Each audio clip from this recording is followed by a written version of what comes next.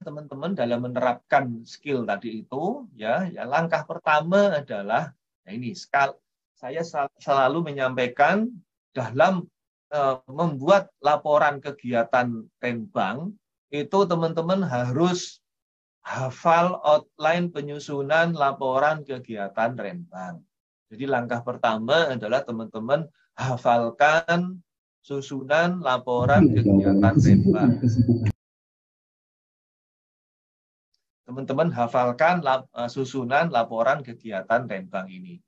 Suatu outline yang baik memiliki minimal 4 bab, yaitu bab 1 pendahuluan, yang diikuti dengan subbab 1.1 latar belakang dan subbab penjelasan urgensi. Kemudian bab 2 adalah kerangka pemikiran, ya. Kerangka pemikiran ini berisi 2.1 kerangka pemikiran, baik dari aspek kerangka logis teoritik, dari aspek kerangka logis empirik, dan dari aspek kerangka logis regulatif. Jadi gunakanlah 3 sumber ini sebagai komparasi dalam menyajikan kerangka pemikiran. Ya.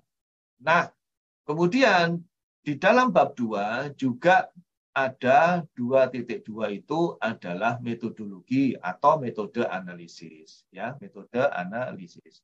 Metode analisis ini berisi cara Anda melakukan analisis terhadap permasalahan yang sudah disuguhkan di dalam penjelasan urgensi dan latar belakang. Nah, dalam metodologi Anda dapat, teman-teman sebagai perencana dapat menyuguhkan 1 atau 2 metodologi, ya, metodologi atau metode analisis. Nah, nanti di Jakarta.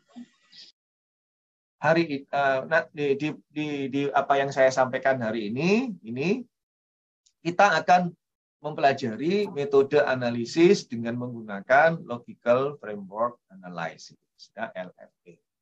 Kemudian dalam outline ini juga ada bab 3 yang berisi analisis dan hasil analisisnya.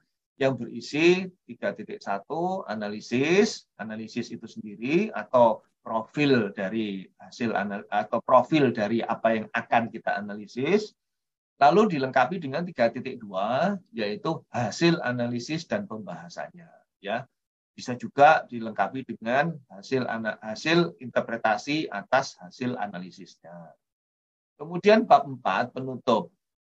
Di bab 4 penutup ini kesimpulan, isinya kesimpulan dan rekomendasi kebijakan, ya. Nah, nanti di belakang kita akan pelajari isi dari masing-masing. Nah, untuk policy paper, teman-teman, penjelasan urgensi ini wajib Anda elaborasi. Jadi ini wajib, ya, ini bukan optional gitu. Ini wajib Anda elaborasi menjadi identifikasi permasalahan, kemudian juga dilengkapi dengan tujuan penyusunan makalah, dilengkapi dengan manfaat makalah, dan ini optional sistematika penyusunan makalah. Kemudian untuk metodologi, teman-teman dapat, kalau ini optional kalau yang ini, teman-teman dapat mengelaborasi metodologi tersebut ke dalam suatu bab tersendiri, menjadi bab 3 misalnya metode analisis. Karena sekolah nggak?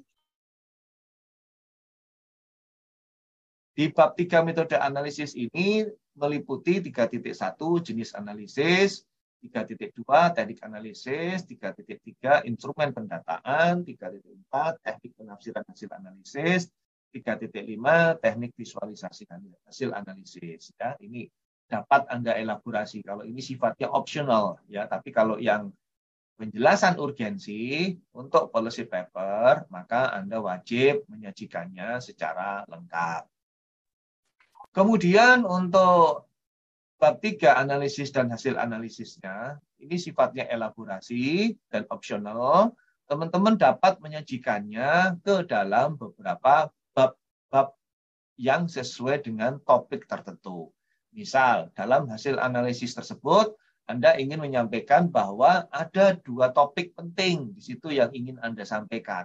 Maka bila dua topik itu diperlukan untuk berdiri sendiri menjadi bab tersendiri, maka Anda dapat menyajikannya dalam bab tersendiri. Misalkan bab 4 ini analisis dan hasil analisisnya membahas topik atau substansi A.